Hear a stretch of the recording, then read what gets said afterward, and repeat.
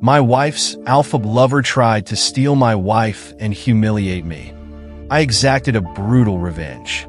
Nothing, I said finally, my voice as cold as the knot tightening in my chest. I'll let him have you. I don't fight for things with no value. Lisa didn't reply. She stared out the window, her expression unreadable. Welcome to Reddit Cheating Stories.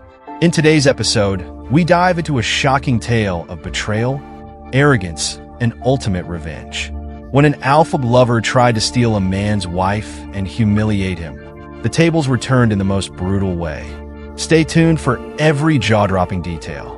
When I met Lisa, she seemed like everything I could ever want. Confident, charismatic, and full of life. She had this magnetic energy that drew people to her effortlessly. Back then, I thought her outgoing nature was one of her greatest strengths. Now, I wasn't so sure. Our marriage hadn't always been this way. In the beginning, we were a team, partners in what I believe was a bond built on mutual respect and love. While I worked tirelessly to build my business from the ground up, Lisa brought warmth and vibrancy into our home. We seemed to balance each other perfectly, or so I thought. Over the past year, though, something changed. It started with small, almost imperceptible shifts. Lisa grew distant, and I tried to rationalize it. She'd recently started volunteering at a local art gallery, and I assumed the long hours and new responsibilities were simply wearing her out. But then came the late nights, vague excuses, and apologies that felt more obligatory than sincere. I remember the first time I questioned her.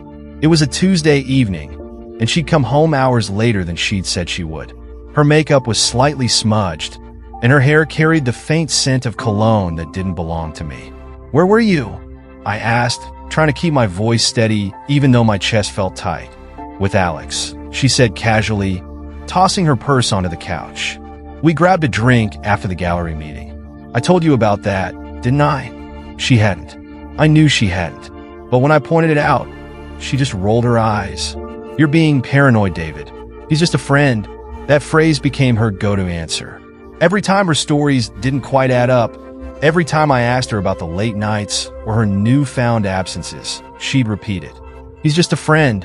And every time I tried to believe her, I convinced myself that I was overthinking it, that my suspicions were just my own insecurities playing tricks on me.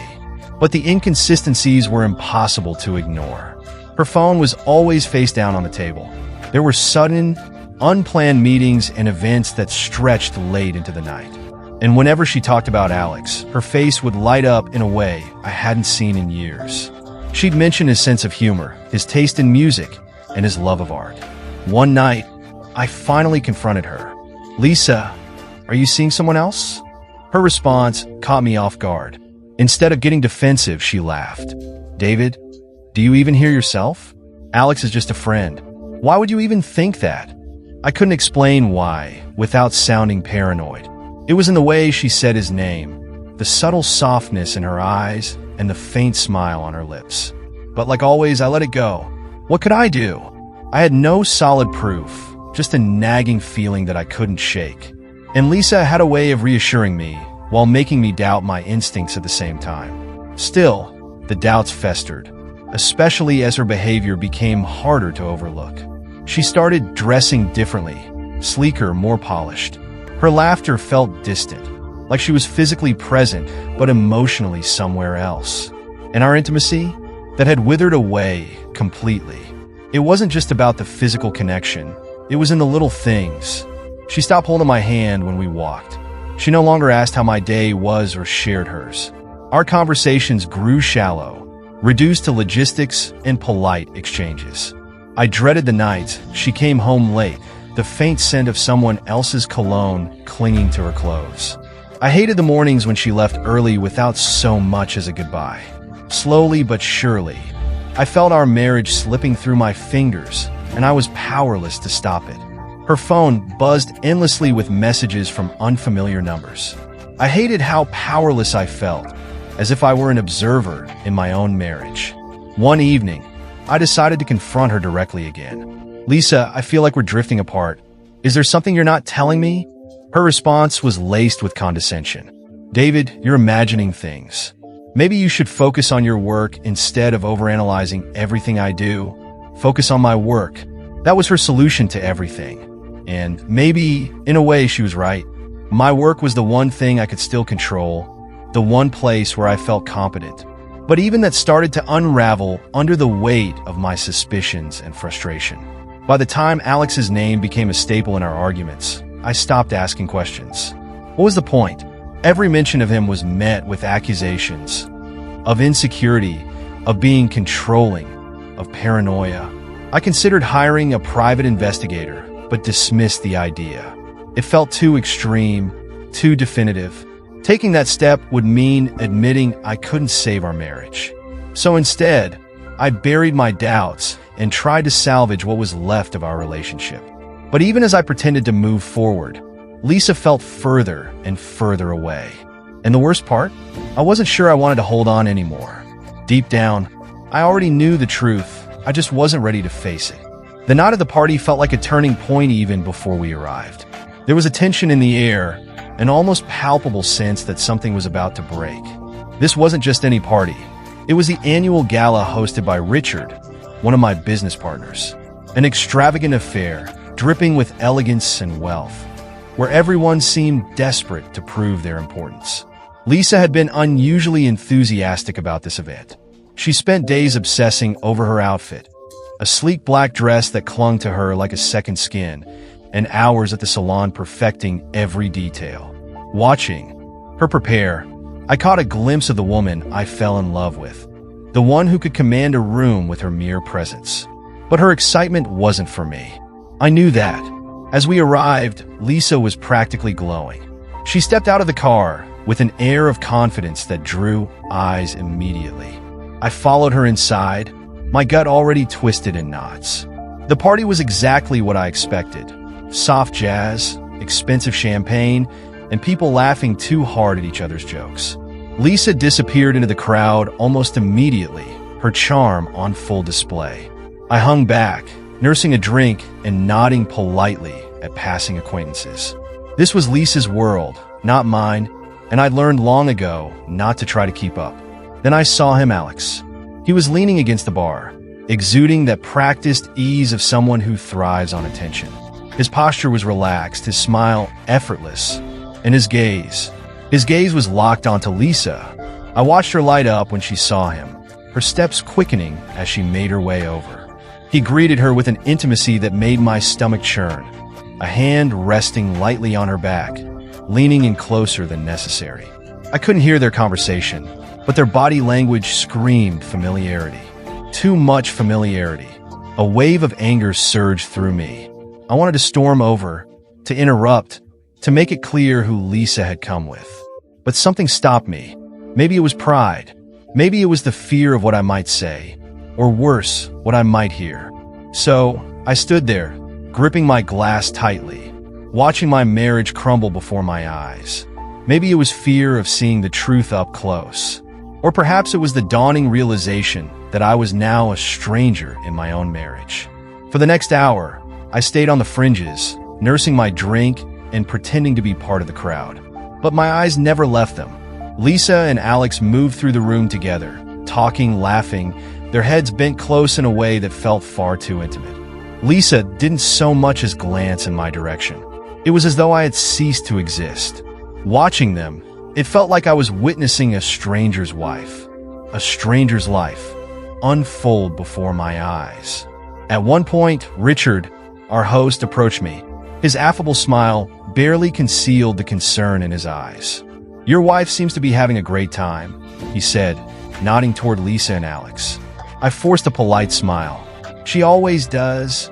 The words tasted like ash. Having fun. That's what Lisa had always called it. Harmless fun.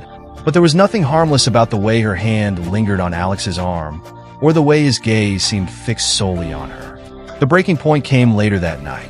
I had retreated to the bar, needing something stronger to dull the edges of my growing frustration. As I waited for my drink, I overheard their conversation, carried over by the soft hum of the party. "You look stunning tonight," Alex said, his voice low and deliberate. Lisa's laugh, a sound that once belonged to me, floated through the air. "Stop it," You're gonna make David jealous. Am I? Alex's tone was dripping with mock innocence. He doesn't seem to mind. Or maybe he's just used to it by now. The glass in my hand felt heavy, my grip tightening until my knuckles turned white. Used to it? His arrogance stung, but Lisa's response cut deeper. She smirked and leaned closer to him. David's harmless. He knows this is just friendly. That word again, friendly. It felt like a blade, honed by months of denial and excuses. My stomach churned as the weight of humiliation pressed down on me. Around the room, I caught the whispers, the sidelong glances, the muted laughter. The humiliation was suffocating. When Lisa finally looked my way, it was brief, almost an afterthought. Our eyes met, and for a fleeting moment, I thought I saw something, guilt, maybe, or concern. Or was it simply annoyance at my presence? The connection broke as quickly as it formed, and she turned back to Alex, laughing at something he said. By the time we left the party, my silence was thick and heavy. Lisa, unbothered, prattled on about the evening, the people, the conversations, the compliments she'd received. Her tone was light, carefree, as if nothing had happened. It was infuriating. I saw the way he looked at you, I said quietly, my voice tight with restraint. Her response came instantly cold and cutting, and I liked it. What are you going to do about it? Her words hit like a blow. There was no attempt to deny, no pretense of innocence. Just cold defiance, a casual cruelty that left no room for misinterpretation. I stared at her, hoping, praying, to see a shred of remorse. But all I saw was the woman she had become, distant, unrecognizable, and indifferent.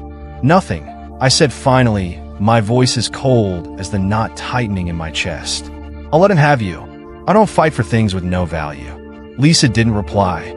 She stared out the window, her expression unreadable. By the time we pulled into the driveway, I'd made up my mind. This wasn't a misunderstanding. It wasn't something we could talk through or mend. This was the end, and deep down, I think Lisa knew it too. The next morning, I woke with a sense of clarity. Not peace, no, not yet. But for the first time in months, I knew exactly what I needed to do. There was no anger, no shouting, no impulsive decisions made in the heat of the moment. Just a cold, calculated certainty. Lisa was still asleep when I got up. I stood in the doorway of our bedroom for a moment, watching her. She looked peaceful, as if she hadn't just shattered everything we'd built together the night before. It was a cruel irony, how someone could seem so serene while leaving someone else in ruins. I wanted to feel something, anger, sadness, maybe even love, but there was nothing left. She had drained me completely. I went to the office downstairs and sat at my desk, opening my laptop. Over the next few hours, I systematically dismantled every connection we shared. Bank accounts, credit cards, investments. I closed or transferred everything with my name on it. This wasn't about spite. It was about survival. Lisa had made her choices, and I wasn't going to bankroll the life she'd chosen with Alex or anyone else. Once the financial ties were severed, I started packing. I didn't take much, just the essentials. Clothes, toiletries, a few personal items. Everything else could stay. The house didn't feel like home anymore.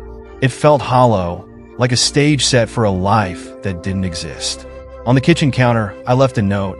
It wasn't emotional or poetic, just a few simple lines that said everything I needed to say. You wanted him. Now you have him. Good luck. By the time Lisa woke up and came downstairs, it was nearly noon. I was sitting on the couch, my bags by the door. She froze when she saw them, her expression a mix of confusion and irritation. What's this? She asked sharply. I'm leaving, I said, my voice even. Her eyes narrowed, and her tone turned cutting. You're being ridiculous, David. Over one stupid comment at a party? Grow up. I laughed, a bitter, hollow sound that surprised even me. This isn't about one comment, Lisa. It's about the lies, the nights you didn't come home, the way you've treated me like a fool while you carried on with Alex, or whoever else. Her face darkened. I told you, Alex is just a friend. I stood, grabbing my bags. Spare me. I've heard enough lies to last a lifetime. Keep pretending if it helps you sleep at night, but I'm done." For a moment, panic flashed across her face. She was starting to understand what was happening. "You're seriously leaving? Just like that?" "Just like that," I said, my voice calm. "I only fight for things with value, Lisa, and you've made it clear this marriage doesn't have any." Her mouth opened as if to argue, but no words came out. I didn't wait for her to find them.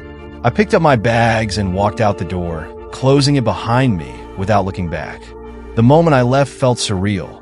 Everything I had worked for, everything I thought my life was supposed to be, was behind that door. Yet, as I drove away, I felt lighter. It wasn't happiness. Not yet. But it was freedom. The weight of Lisa's betrayal, the constant second-guessing, the humiliation, it all started to lift. That night, I checked into a hotel, using the solitude to figure out my next steps. My phone buzzed incessantly with messages from Lisa. They started with anger. "You're overreacting. You'll regret this." Then the messages shifted to guilt-tripping.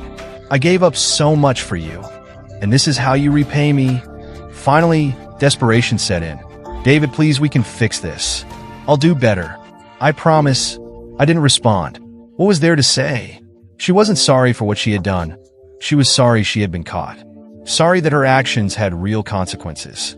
Sorry her safety net was gone. Over the next few days, I focused on rebuilding my life. I rented a small apartment in the city, modest, but enough for me. It wasn't much, but it was mine. I poured my energy into work, the one constant in my life that had never betrayed me. My colleagues noticed a shift in me, but no one pride, for which I was grateful. Meanwhile, Lisa's life was unraveling. Mutual friends started reaching out, asking what had happened. "Lisa's been telling people you abandoned her," one friend said. "She's saying you left her with nothing." "She's not wrong," I replied. "I left her with exactly what she earned." Word spread quickly, and the image Lisa had carefully cultivated began to crumble. Without access to my resources, her lifestyle took a nosedive. The designer clothes, the fancy dinners, the lavish social events, all gone. Along with them went many of her so-called friends. Through the grapevine, I heard about her and Alex. Their affair didn't last long once the excitement faded. Without the financial perks I'd unknowingly provided, Lisa wasn't as appealing, and Alex wasn't the prince she'd imagined. Their relationship turned sour, full of fights and accusations. It was poetic justice. She had traded stability for excitement and ended up with neither. One day, Lisa showed up at my office. I wasn't expecting her, but when my assistant buzzed me, I decided to let her in. Curiosity, if nothing else. She looked different, tired, worn down. The confident, glamorous woman I had married was a shadow of herself. "David," she began, her voice softer than I'd ever heard it. "Can we talk?" I leaned back in my chair, folding my arms. "What do you want, Lisa?" Her eyes darted around the room, searching for the right words. "I made a mistake," she said finally, her voice trembling. "I know I hurt you, and I'm sorry. I miss us." I almost laughed. "Miss us? You didn't seem to miss us when you were with Alex. Or when you were spending my money while lying to my face." Her face crumpled, and for a moment I thought she might cry. But I didn't feel pity. I didn't feel much of anything. "You have no idea what I've been through," she said, her voice breaking. "You're right," I replied evenly. "And I don't care. You made your bed, Lisa. Now you get to lie in it." She left without another word, and as I watched her walk away, I felt something I hadn't felt in a long time. Closure. She had taken so much from me. My trust, my love, my dignity. But she couldn't take away the man I was becoming, piece by piece. By the time the door closed behind her, I knew one thing for sure. I was never going back. While I rebuilt my life, Lisa discovered the truth about the greener grass she had chased. It wasn't grass at all, just weeds masking a barren, empty field. It was artificial turf. The shine of Lisa's affair with Alex dulled quickly when faced with the harsh reality I had long predicted. I didn't stick around to watch the fallout, but pieces of the story inevitably reached me through mutual friends and acquaintances. "Have you heard about Lisa and Alex?" they'd ask, their voices laced with a mix of intrigue and pity. I didn't need to press for details. The stories found their way to me regardless. Lisa's new relationship had started the way many doomed ones do, built on deceit, selfishness, and the fleeting excitement of forbidden escapades. Once that initial thrill wore off, there was nothing solid to sustain it. Alex wasn't the knight in shining armor Lisa had envisioned. Instead, he was a man drawn to the illusion of wealth and comfort I had provided her. Without my financial support, Lisa's carefully constructed life came crashing down. The house, the accounts, and the luxury she had once taken for granted were gone. Her designer wardrobe was nothing but a relic of a lifestyle she could no longer afford. Alex didn't stick around long after the cracks began to show. He had no interest in supporting her emotionally or financially. Their relationship, as I later heard, unraveled spectacularly. A mutual acquaintance told me about one of their arguments at a bar. "It got ugly," he said, shaking his head. "Alex was yelling about how Lisa was worthless without your money. She stormed out, but not before everyone in the room knew exactly what was going on. I almost felt sorry for her. Almost. Lisa's calls and texts became sporadic after that. When she did reach out, it was never to acknowledge her mistakes or take responsibility. Instead, her messages were full of self-pity and thinly veiled pleas for help. David, you don't understand how much I'm struggling. Alex and I had a fight, and I don't know what to do." Another message read, "I made a mistake. Everything's falling apart. Please, can we talk?" I didn't respond. What was the point? Lisa wasn't seeking closure or an apology. She wanted a way out of the mess she had created. She wasn't sorry for what she had done. She was sorry she had to face the consequences. Weeks turned into months, and Lisa's situation only worsened. Word reached me that Alex had kicked her out of their shared apartment after their fights escalated. Apparently, he blamed her for dragging him into financial instability, while she accused him of exploiting her. They were both probably right. One day, an acquaintance I barely knew called me. "David, I don't know if you care, but Lisa's not doing well," she said hesitantly. "She's sleeping on a friend's couch and barely scraping by. Maybe you should talk to her." "Why?" I replied flatly. "She made her choices. Let her deal with them." Lisa had burned every bridge, including the one I once so willingly built for her. I wasn't about to rebuild it for someone who never valued it in the first place. The friend didn't argue, and for that, I was grateful. I wasn't interested in playing the savior. Not for Lisa. She'd made her choices clear when it mattered most, and now she was discovering the price of the life she thought she wanted. What struck me, in a cruel twist of irony, was how Alex's behavior echoed Lisa's own. Just as she had taken me for granted, assuming I'd always be there to support her no matter what, Alex had done the same to her. He had latched onto the remnants of her old life, thinking he could thrive on what was left without ever contributing anything meaningful himself. When it became clear that her resources were gone, Alex showed his true colors. He turned on her, blaming her for his dissatisfaction, exposing himself as shallow and self-serving.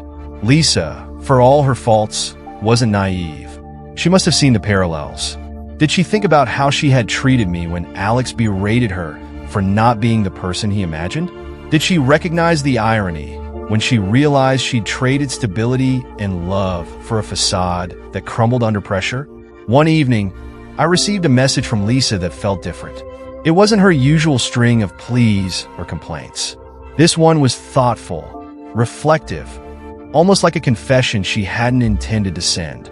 "David, I know you don't want to hear from me, but I can't stop thinking about what I did to us. Alex was never who I thought he was, and I see now how blind I was. I threw away something good, something real, for nothing. I don't expect you to forgive me, but I need you to know that I'm sorry. Truly." I read it twice, maybe 3 times before setting my phone down. There was no anger in her words, no excuses, no blame shifting. For the first time, Lisa sounded like someone who understood the gravity of her choices. But I didn't reply. Not because I was still angry. By then I wasn't. I'd moved beyond the hurt, the betrayal, and the bitterness.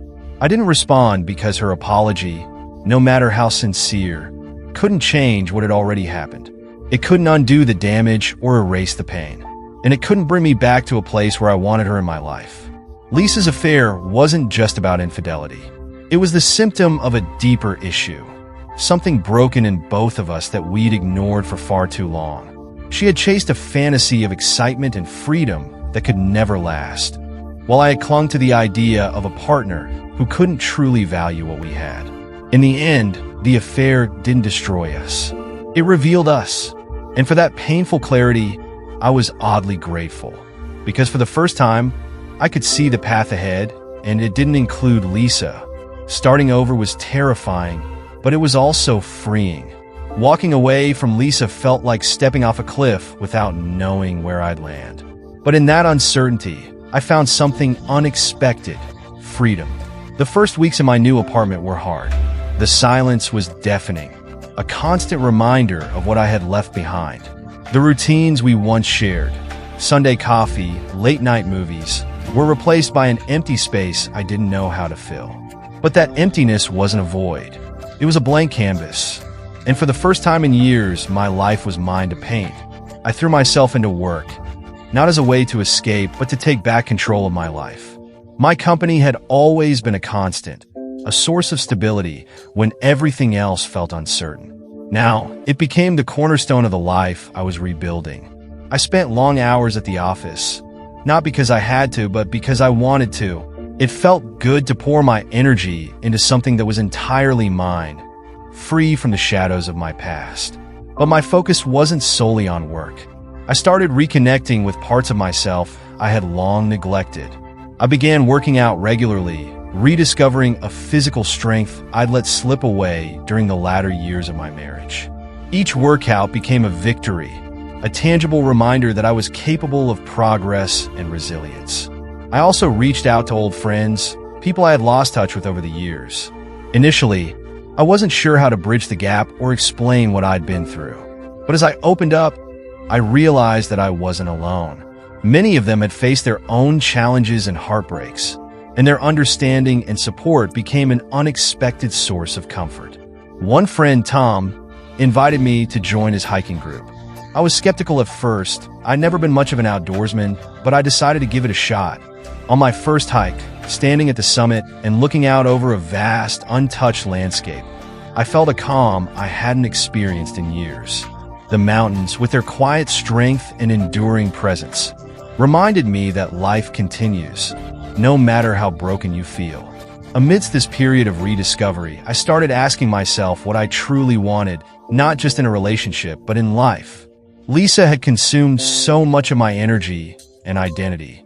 Without her, I finally had the freedom to figure out who I was and what brought me joy. I began exploring new hobbies, cooking classes, photography, even attempting to learn the guitar. Some stuck, some didn't, but each experience added another layer to the person I was becoming. And then I met Rachel. It happened at a networking event I almost skipped. She was standing by the refreshment table, looking slightly out of place, yet undeniably captivating. There was nothing flashy about her, no dramatic entrances or overwhelming energy. Rachel's presence was calm and steady, and it drew me in immediately. We started talking, and her authenticity caught me off guard. She didn't try to impress me or dominate the conversation. She listened, asked thoughtful questions, and shared her own stories with a sincerity that felt like a breath of fresh air. It wasn't a whirlwind romance, not the kind you see in movies, but there was a connection, subtle, genuine, and undeniably real. Rachel and I began spending time together, slowly and intentionally. Dinners, hikes, movie nights. It wasn't about rushing into a relationship or replacing what I'd lost. It was about finding someone who valued me for who I was, someone who saw me as an equal partner rather than a means to an end. One evening, as we sat on a park bench watching the city lights flicker, Rachel turned to me and said something that stayed with me. "You've been through a lot, David, but it doesn't define you. You're more than your past." She was right. My time with Lisa, for all its pain and lessons, was just one chapter in my story. It didn't define me. It shaped me, yes, but it didn't determine who I was or who I could become. Now, with Rachel by my side, I felt ready to start writing the next chapter. For the first time in a long while, I wasn't just surviving, I was living. I wasn't just hopeful about love, I was hopeful about life. I had lost so much, but in the process, I found something infinitely more valuable, myself. And that realization was worth more than everything I had left behind. I wasn't shocked to hear that Lisa's life had taken a downer after I left. Honestly, I didn't revel in the idea of her suffering. I'm not that kind of person. But I couldn't deny a quiet sense of justice in knowing she was finally facing the consequences of her choices. Choices she made freely, without regard for their cost. The whispers began subtly, small snippets of gossip shared by mutual acquaintances. Lisa's been crashing on friends' couches, one friend mentioned over coffee. She and Alex split, and she's really struggling to hold it together, another said. She called me crying the other night. I've never heard her sound so lost. At first, I dismissed these stories. It wasn't my concern anymore. Lisa had made her bed, and now she had to lie in it. But the tales kept coming, painting a vivid picture of a woman unraveling under the weight of her own decisions. Apparently, her relationship with Alex had ended in disaster, built on deception and the thrill of forbidden excitement. It couldn't withstand the reality of financial hardship. Without my financial support, Lisa's glamorous lifestyle crumbled, and Alex saw her more as a burden than an asset. Their arguments grew louder, their accusations sharper. I heard that Alex had said something like, "You're nothing without David's money." A brutal but accurate summation of what she'd lost. Lisa, it seemed, had no real defense. It's hard to argue when the truth stares you in the face. With no home, no steady income, and no true friends left, Lisa's world shrank rapidly. Those who had once flocked to her side at parties and events now suddenly seemed unavailable. She was alone. One day, I got an unexpected call from a mutual acquaintance. "David," she began hesitantly, "I thought you should know. Lisa's really in a bad place. She's staying with a friend, but it's not stable. She's struggling." I listened silently as the friend recounted Lisa's ongoing decline. The mounting debt, the sleepless nights spent crying over her losses, and her dawning realization that Alex had never cared for her the way she believed he did. "What do you expect me to do about it?" I asked calmly once she finished. "I don't know," the friend admitted. "Maybe just reach out?" She seemed so lost. Lost was an understatement. Lisa had been lost for a long time. Long before Alex, long before that party, and maybe even long before our marriage. But finding her way wasn't my responsibility anymore. Politely but firmly, I replied, "I've moved on. Lisa has to figure this out herself." Despite the calls, the gossip, and the lingering echoes of what we once shared, I didn't dwell on Lisa's struggles. My focus remained on rebuilding my own life, free from the wreckage of our marriage.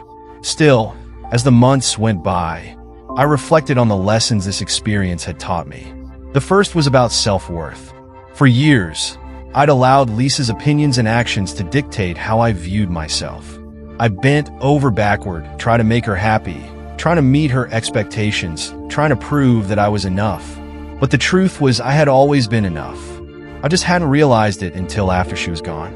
I also learned that love is not about convenience or appearances. It's about trust, respect, and shared effort. Lisa hadn't loved me. She'd loved the idea of me, the stability and success I provided. But real love requires more than that.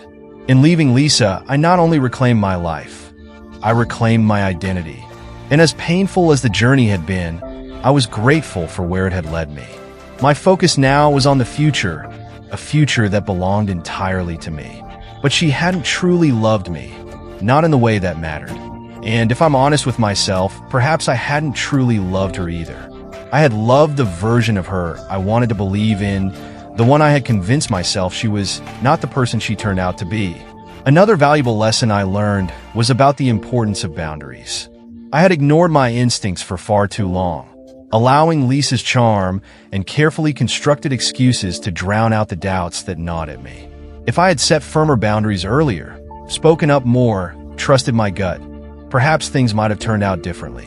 Or maybe they wouldn't have, but at least I wouldn't have wasted so much time second-guessing myself. Lisa made one last attempt to contact me. This time, it wasn't a call or a text. It was a handwritten letter delivered to my office. I hesitated before opening it. bracing myself for another round of apologies or desperate appeals for help. But what I found was something else entirely. The letter began, "David, I don't know if you'll even read this, but I need to write it regardless. I've made so many mistakes, and I've lost so much. But the biggest mistake was losing you. Not because of what you provided, but because of who you are. I didn't see it then, but you deserved so much better than the person I was. I'm sorry for the lies, the betrayal, and for taking you for granted. I don't expect forgiveness, and I know I don't deserve it. I just hope you find happiness because, whether I realized it or not, you gave me so much of it, and I failed to appreciate it." I sat there, staring at the letter for a long time. It wasn't just the words that struck me. It was the finality of them. This wasn't a plea for another chance. It was an acknowledgement of the damage done, a quiet acceptance of the consequences she had brought upon herself. For the first time in years, I felt a sense of closure. The person I had loved, the version of Lisa I had clung to, was gone, and perhaps she had never truly existed. But the man I had become in the aftermath was real, and he was stronger than I ever thought he could be. I folded the letter, placed it in my desk drawer, and moved on, because for the first time in a long time, I was free. Sometimes, the hardest lessons in life come from the people we love the most. In this story, heartbreak, betrayal, and self-discovery collided, leaving behind lessons about boundaries, self-worth, and the power of moving on. As our narrator found, closure doesn't come from others, it comes from within. Thank you for watching Reddit Cheating Stories. If you enjoyed this video or found the story thought-provoking, don't forget to like, share, and subscribe for more. What would you do in a situation like this? Let us know in the comments below. Until next time, take care and value yourself. You're worth it.